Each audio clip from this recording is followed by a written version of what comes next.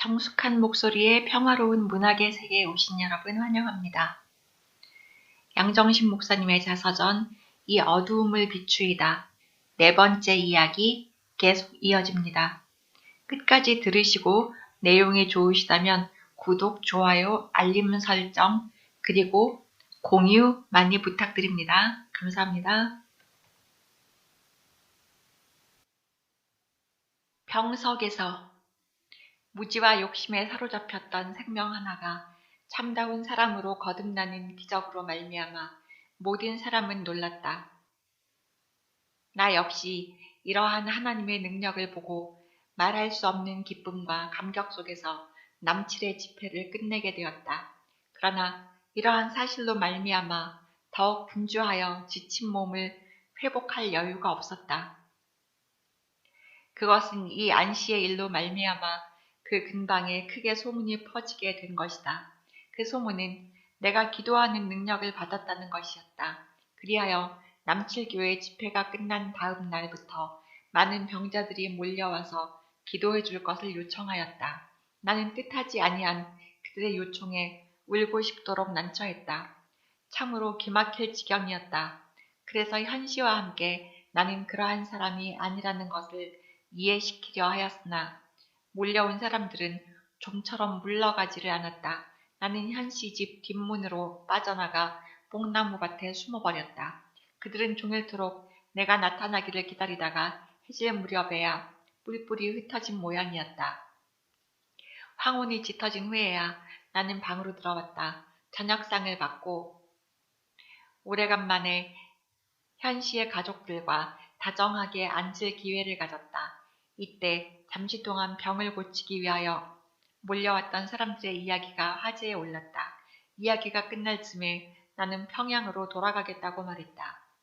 이미 약속한 3개월의 기한도 지났고 또 이러한 허황된 소문 때문이라도 하루속히 남치를 떠나는 것이 좋을 것만 같았다.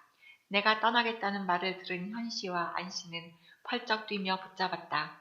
그동안 모르는 사이에 서로 얽혀진 우정이 그들의 마음에 공백을 메꿔준 모양이었다. 그들은 이렇게 말하였다. 선생은 남칠교회 사도 바울이야. 하나님이 우리 두 과부를 불쌍히 여기셔서 선생을 보내셨다고 생각하네. 참 애많이 썼어. 3달 동안에 얼마나 고생을 했는지. 목은 갈대같이 가늘어지고 앵두 같은 뺨이 누렇게 시들었으니 얼마 동안 쉬면서 회복돼서 가지 않는다면 우리는 평생토록 마음이 아플 거야. 그러나 나는 기어이 돌아갈 것을 고집하였다. 내 뜻이 변치 않으리라는 것을 알아차린 현씨는 무엇인가 생각한 듯 내 손을 감싸며 말하였다. 양 선생, 그럼 내일 우리 다 같이 과수원에나 갈까? 여름 내에 사람들의 땀내와 콧김에 시달렸는데 내일은 쌀이꽃 냄새나 맡으며 슬슬 산보나 나가봅시다. 나는 그의 호의를 고맙게 여겨 그러마고 하였다. 다음 날 우리는 그 교회에 교인이 경영하는 과수원을 목표로 현씨의 집을 나섰다. 기분 전환을 하려는 생각에 현씨를 따라 나서기는 했으나 어쩐지 다리가 노곤하고 피곤한 것을 이길 수가 없었다. 뿐만 아니라 그저 가만히 집에 누워 있었으면 무척 좋을 것만 같았다. 그래서 몇 걸음 비탈길을 올라가다가 내 뜻을 말하였다. 과수원이 얼마나 먼지는 몰라도 억지로 거기까지 가느니보다는 그 근방 어느 산기슭에라도 앉아서 바람이나 쏘이고 돌아가자고 하였다. 이미 나의 탈진한 모습을 본 현씨는 내 뜻을 받아들여 더 이상 멀리 가려고 하지 않았다. 그는 과수원으로 가려던 발걸음을 돌려 거기서 가까운 쌀이고개로 접어들었다. 거기에는 조그마한 약수가 솟아나고 있다는 것이다. 우리는 천천히 걸어서 앉기에 알맞은 바위가 놓인 곳까지 올라갔다. 생생한 쌀이꽃 냄새가 이따금 불어오는 산들바람에 향기롭게 풍기고 있었다. 신안주 지방에 온 후로 이렇게 산바람을 쏘이며 자연의 향취를 즐길 수 있는 기회는 처음이었다. 나는 바위 위에 걸터 앉으며 아이 좋아, 이게 무슨 냄새지? 하며 손을 내밀어 나뭇잎을 뜯었다. 현씨는 내가 좋아하는 것을 보고 만족한 웃음을 지으며 양 선생이 좋아하는 것을 보니 내가 더 좋군. 정말 너무 부려먹어서 무척 미안했어. 그러나 하늘나라에서 상 받을 거야. 그리고 이 냄새보다 더 좋은 향기 속에서 주님과 즐길 수 있을 거야. 하며 위로해 주었다. 그리고 그는 산 위에 피어있는 꽃을 꺾기 위해 더 올라갔다. 나도 잠깐 쉰 후에 현씨가 말한 약수터로 가기 위하여 일어섰다. 현씨는 내가 일어나는 것을 보고 다시 내려와서 피곤하면 약수터에 가지 않아도 좋아 하였으나 나는 어서 가자고 재촉하였다. 우리는 다시 걷기 시작하였다. 현씨는 앞서고 나는 뒤서서 그를 따랐다. 바로 산 중턱까지 올라갔을 때였다. 어쩐 일인지 나는 갑자기 숨이 막혀 걸을 수가 없었다. 큰 기침을 하며 주저앉았다. 이상하게도 목에서부터 뜨거운 것이 올라와 입에 보였다. 비린내와 함께 찝찝한 맛도 느껴지는 것이 틀림없이 피 같았다. 나는 그것을 뱉으며 의심하였다. 설마 피야? 아니겠지. 하며 그것이 가래침이기를 은근히 바랐다. 목은 간지럽고 숨이 찼다. 기침과 함께 피는 그치지 않았다. 머리를 들 틈도 없이 피는 입속으로 솟아올랐다. 이상한 소리를 들은 현씨는 뒤를 돌아보고 깜짝 놀라 그 자리에 주저앉는다. 그리고는 어쩔 줄 몰라 다만 벌벌 떨고 있을 뿐이었다. 한참 만에야 나는 약간 숨을 돌릴 수가 있었다. 그래서 숨을 헐떡이며 간신히 입을 열었다. 무슨 일인지 알 수 없으나 심상치 않은 것 같으니 내려갑시다. 그제야 현씨는 일어나 흙을 파서 피를 덮고 나를 부축하며 내려왔다. 우리는 놀라고 당황한 중에 정신없이 산 아래까지 내려와 앉았다. 나는 이렇게 피를 토하며 현씨의 집으로 돌아갈 마음은 없었다. 그래서 나는 그 자리에 앉아 기다리기로 하고 현씨에게 내 짐을 가지고 오면서 우차 하나를 얻어달라고 부탁하였다. 이 말을 들은 현씨는 펄쩍 뛰며 자기 집에서 쉬면서 의사를 청하자고 하였으나 내 뜻을 꺾지 못하였다. 그래서 그는 급히 집으로 달려가서 머슴에게 우차를 준비시켜서 내 짐을 그 위에 실은 다음 나를 태우고 신안주역까지 나갔다. 나는 12월이 길을 우차로 가는 동안에도 몇 번이나 많은 양의 피를 토했다. 드디어 우리는 신안주역에서 평양으로 가는 열차에 올랐다. 현씨는 승무원에게 부탁하여 자리를 넓게 잡았다. 기차가 달리는 동안에도 때때로 각혈은 쉬지 않았다. 이리하여 약 2시간 후 기차는 서평양역에 도착했다. 나는 거의 정신을 차리기 어려울 정도로 어지러웠다. 그림자가 자꾸만 아른거렸다. 그러다가도 쓰러져서는 안 돼 하고 마음을 굳게 하며 정신을 차리곤 하였다.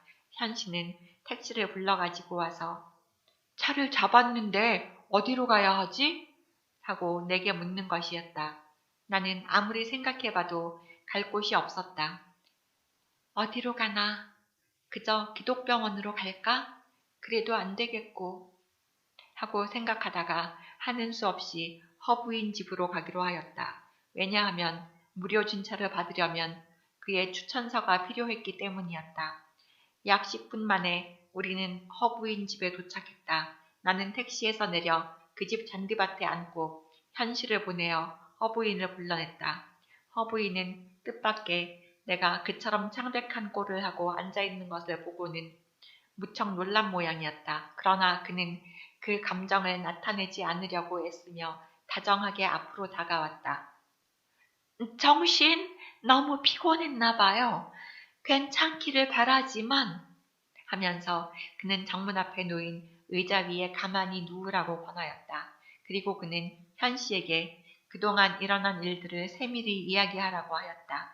이러는 동안 허 목사가 나타났다. 그는 내 손을 쥐어 악수한 후 자기 부인에게 뭐라고 영어로 말하였다. 아마 속히 병원으로 가야 한다고 재촉하는 모양이었다. 이 순간에도 출혈은 그치지 않아 자꾸만 피가 올라오고 있었다. 그러나 나는 그들 앞에서 숨기려고 그것을 삼켜버렸다. 허 목사의 차를 타고 우리는 기독병원으로 달렸다. 처음에는 어느 미국인 의사에게 진찰을 받고 엑스레이를 찍었다. 의사와 허부인 부부가 진단의 결과를 이야기하고 있었으나 그들의 영어를 알아들을 수가 없었다. 다시 병원 문을 나올 때는 아무 생각도 없었다. 그리고 걱정도 슬픔도 느껴지지 않았다. 무척 탈진한 까닭에 무엇을 생각한 기력이 없었던 모양이다. 허부인은 나를 자기 집에서 얼마 동안 쉬게 하며 있을 만한 곳을 찾아보겠다고 하였다. 나는 그들에게 몹시 미안하였다. 나의 걱정하는 표정을 알아차린 허부인은 다정한 목소리로 편히 쉬라고 위로하였다. 그리고 그는 그들 방 중에서 가장 작고 모퉁이에 있는 방을 택하여 나를 쉬게 하였다. 그뿐 아니라 그는 손수 나를 간호하고 돌보아 주었다. 음식을 가져다 주는 것과 약을 먹여주는 일 등을 다른 사람에게 맡기지 않았다. 나는 그의 지나친 친절에 놀랐을 뿐 아니라 그의 사랑이 뼈에 사무치게 고마웠다. 그가 처음에 나를 도와줄 때 냉정하게 대하던 그 태도에 비하여 너무도 대조적이었다. 이렇게 그의 위로와 사랑을 받으며 쉬고 있는 동안에 그는 매일같이 성경 말씀으로 위로하였다. 그리고 내가 미안해하지 않도록 조용히 말했다. 정신의 마음 내가 잘 이해해요. 미안해하지 마시오. 이렇게 정신을 도울 수 있는 것이 참 감사해요. 이 일은 내가 하고 싶어서 하는 일이고 또 주님이 원하시는 일이기 때문에 내가 기쁨으로 하는 것이요. 이러면서 약 일주일이 지났다. 어느 날 아침 허부인은 가만가만 내 방을 찾아 들어왔다. 그는 몹시 마음이 무거운 모양이었다. 긴 한숨을 내쉬며 내 침상 곁으로 다가선다. 그러나 그는 무슨 말을 먼저 해야 할지 주저주저하며 말을 꺼내지 못했다. 한참 만에 깊은 음성으로 말을 하기 시작했다. 정신, 모란봉 뒤에 작은 방 하나가 있대요. 산이지만 조용하고 공기 좋은 집인데 그러나 혼자 있기 어렵겠지요? 하며 힘없이 말하였다. 이 말을 듣고 나는 가슴이 섬뜩했다. 그리고 오래전에 들었던 모란봉 폐병원 이야기가 기억났다. 그 기억 때문에 가슴이 서늘해지도록 싫어졌다. 죽지 않으면 나오지 못하는 곳이라는 것이었다. 요양소라기보다 죽음의 대기소라고 어떤 부인이 사랑하는 딸을 보내고 면회 갔다 와서 하던 말이 생각났다. 그러나 나는 가기로 결심했다. 그것이 오히려 외국 사람의 집에서 폐를 끼치고 있는 것보다는 훨씬 편할 것 같았다. 어쩔 수 없어서 허부인의 호의를 받아들였다. 일주일 동안 무한한 신세를 지기는 했으나 마음은 무척 괴로웠다.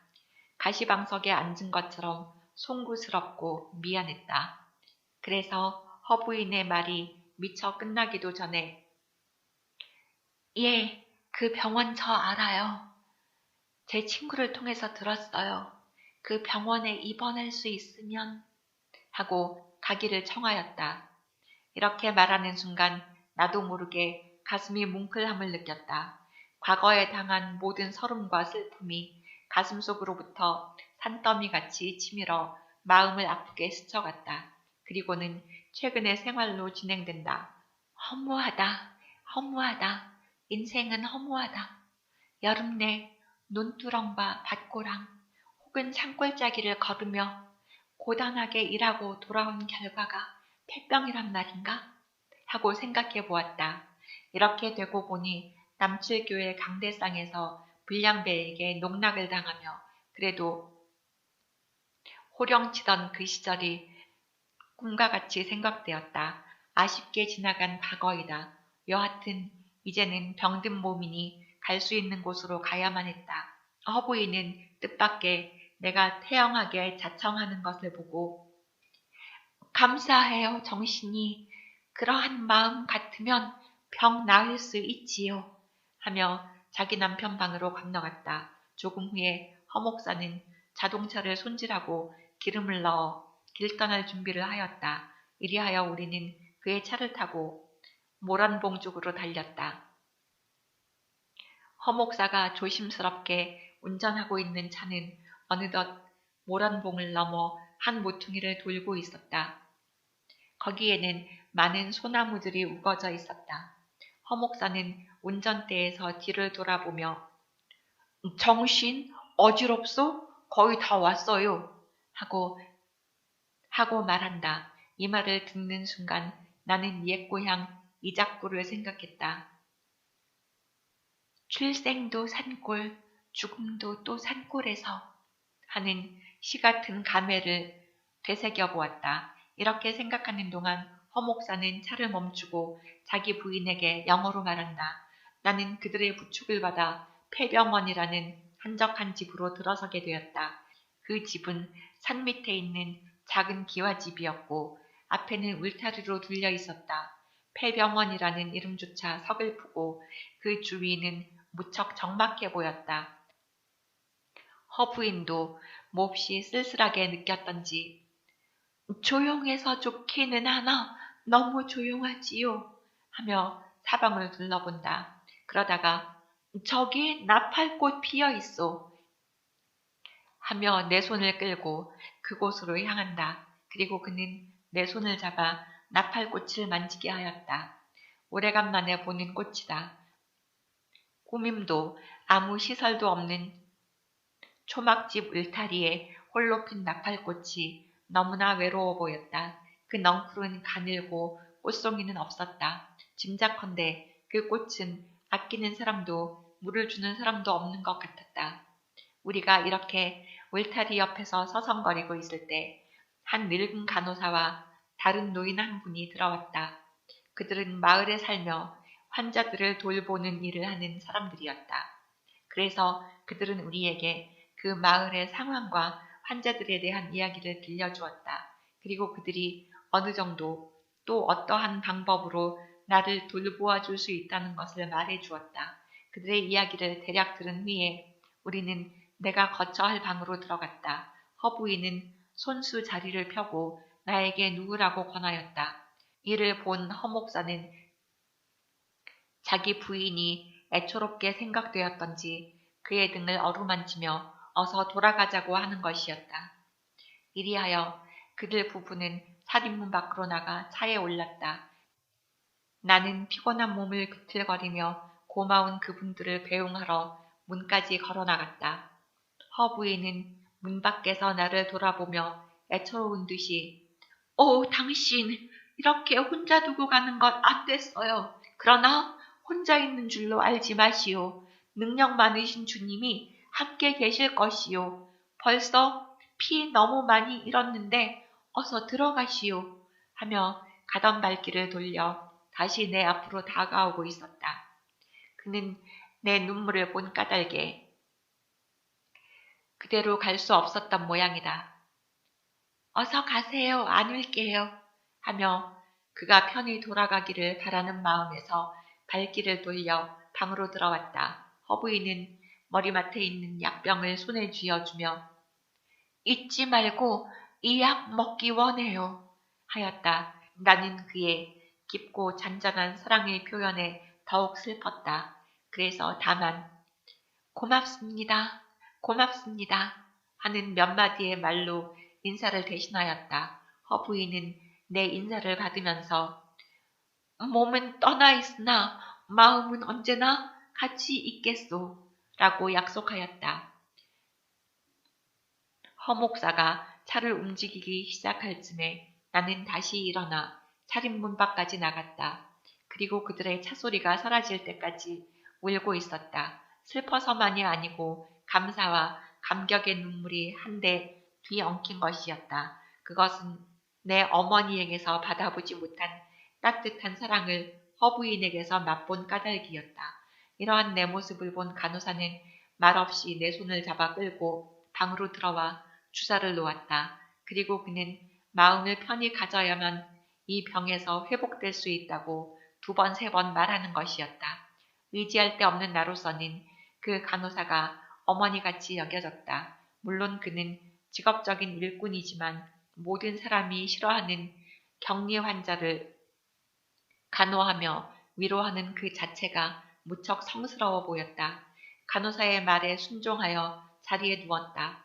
그리고 아무 생각도 하지 않으려고 애썼다. 그러나 그 순간 떠오르는 갖가지의 생각들은 억제할 수가 없었다.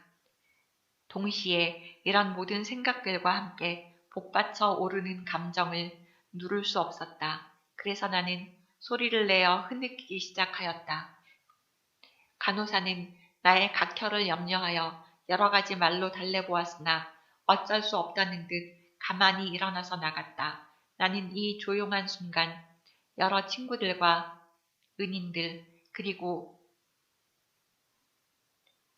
그 외에 잊을 수 없는 모든 사람들을 더듬어 기억하며 황혼이 짙어질 때까지 눈물 속에 잠겨 있었다. 저녁 때 식모가 죽 한 그릇을 쟁반에 들고 방문을 열었는데 그는 몹시 냉정하였다. 그 입에는 마스크를 한 채 죽그릇을 들이밀며 저녁 잡수세요. 죽입니다. 하고는 문을 닫아버린다. 밀어놓은 죽을 먹으려 했으나 어쩐지 목으로 넘길 수가 없었다.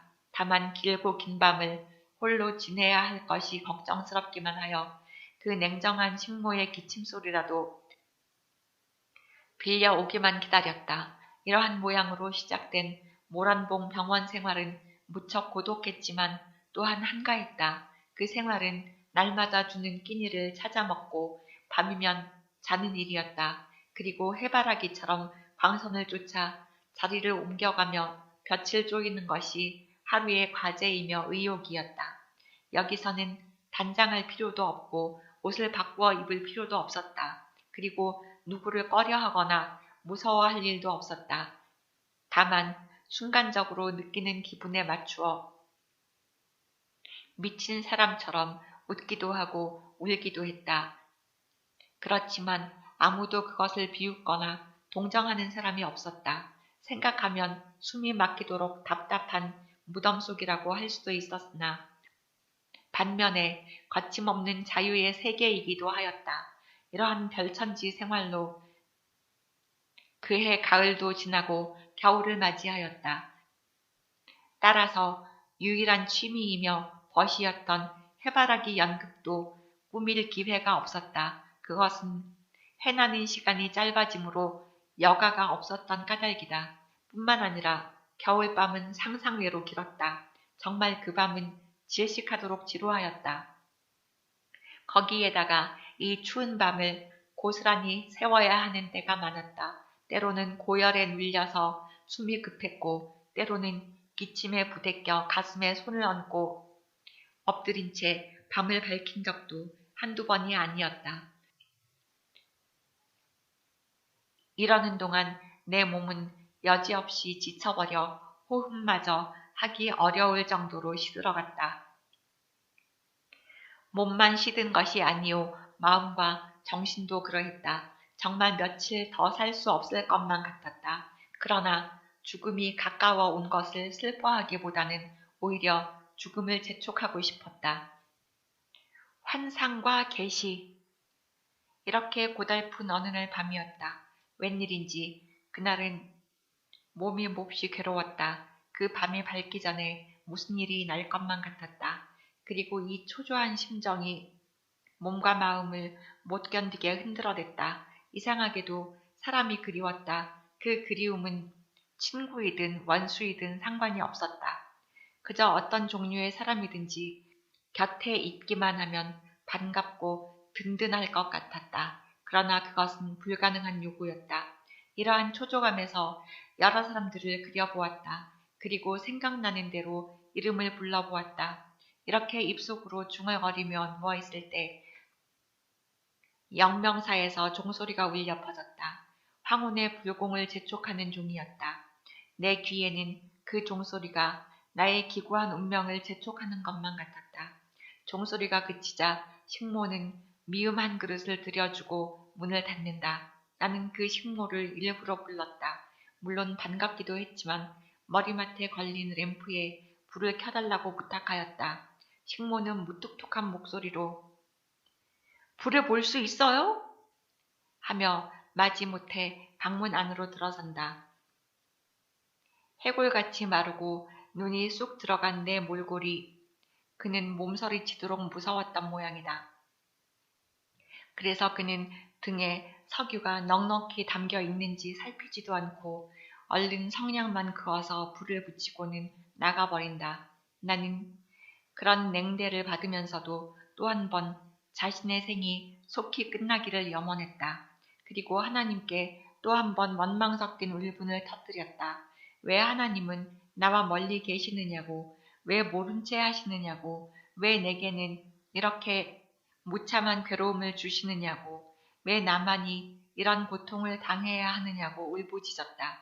그래도 가슴을 짓누르는 답답함이 풀리지 않아 등불 밑으로 바싹 다가앉았다. 그러나 등불은 야속하게도 희미했고 잠시 후에 꺼지고 말았다. 나는 기가 막혀서 너마저 나를 하며 벽을 쳐다보았다. 캄캄한 그림자가 어른거릴 뿐 아무 빛도 없었다. 그 캄캄한 방 안과 빛 잃은 벽은 내 자신의 모습을 너무도 뚜렷하게 보여주었다. 너무도 명백한 사실이다. 일찍이 어두움으로 인침받은 내 자신은 꼭 그 담벽과 같았다. 이것을 발견한 그 순간 나는 내 앞의 담벽을 발로 차며 무너져라! 차라리 무너져라! 내가 가리지 않았으면 이 산의 늑대나 곰들이 나와 함께 있을 것이다. 그리고 그들은 나의 벗이 되거나 나를 잡아먹거나 할 것이다. 하며 발악하다가 그만 쓰러졌다. 아마 기운이 모자랐던 때문일 것이다. 드디어 손발에 경련이 일고 몸은 움직일 수 없었다. 온 몸에 냉기가 돌았고 입은 절로 벌어졌다. 귀에서는 파도 같은 소리가 쏴쏴 울리고 주위는 점점 캄캄해져 깊은 구렁 속으로 들어가는 듯 감각이 무디어졌다. 그러나 의식은 분명하였다. 요란한 소리도 아무것도 분별할 수 없었으나 이 순간 정령코 자신이 죽음 앞에 섰다는 것만은 확실하였다. 그래서 나는 기다렸다. 정신아 혹은 내 딸아 하는 인자한 음성이 들려오기만 기다렸다. 그러나 그분의 음성은 요란한 전파 속에서 들리지 않았다. 뿐만 아니라 의외로 무섭고 소름 끼치는 다른 음성이 들렸다. 한 달만 너도 눈 멀어봐. 사흘만 나 같은 생활을 해봐. 확 죽어버려. 살아서 뭐하니? 죽어. 하는 무서운 발악이 두서없이 나의 고막을 울린다. 그것은 분명히 나의 음성이었다. 그러나 무시무시한 귀신의 짓거림과 같았다. 나는 이 욕설의 소리를 들으며 기절하여 혼수 상태에 빠졌다. 나는 잠시 후에 깨어났다. 얼마 후인지 몰라도 내 의식은 되살아났다. 그리고 나는 그때 한 줄기의 피를 삼키고 있음을 의식했다.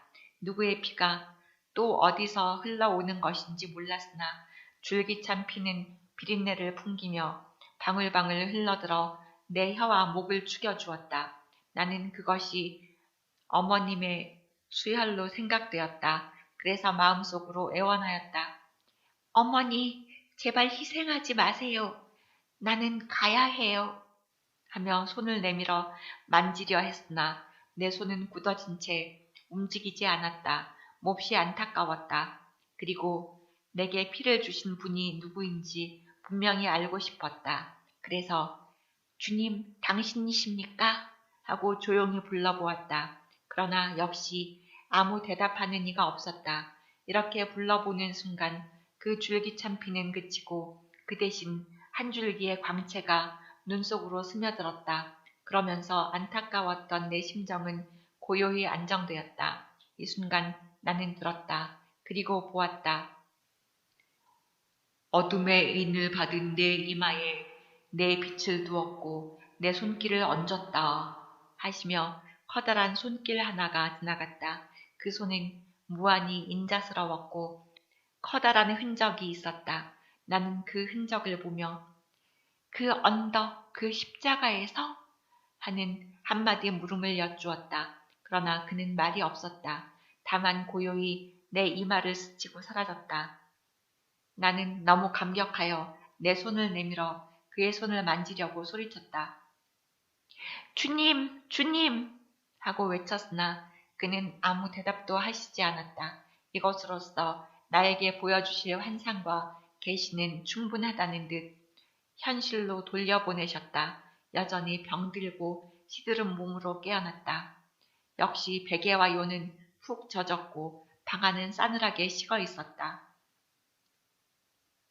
나는 그때가 밤이 아닌 것만은 인식할 수 있었으나 날씨가 흐렸고 또 시계가 없었기 때문에 어느 때쯤 되었는지 분간할 수 없었다.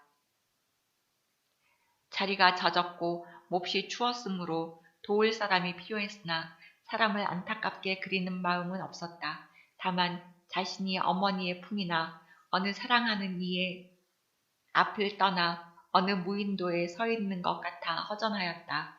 그리고 아직도 그분의 손길과 그 음성이 어른거리고 쟁쟁하였다.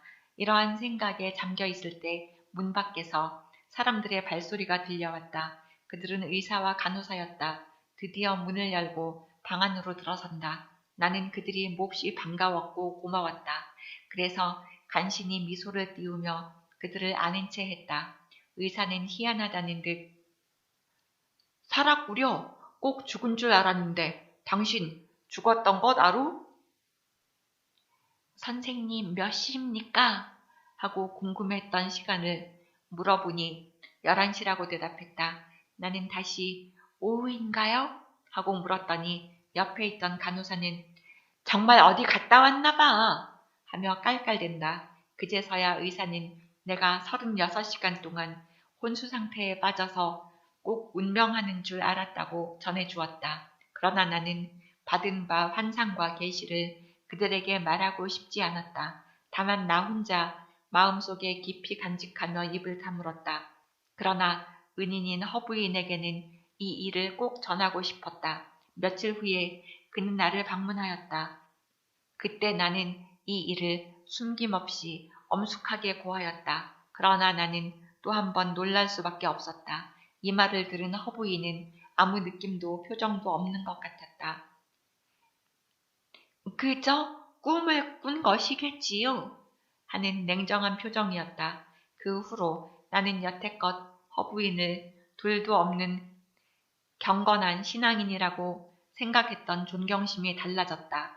이때부터 나는 성경을 읽으며 시편을 명상하는 것으로 유일한 기쁨을 삼았다. 그리고 그전과 같이 사람을 기다리고 그리워하지 않았다.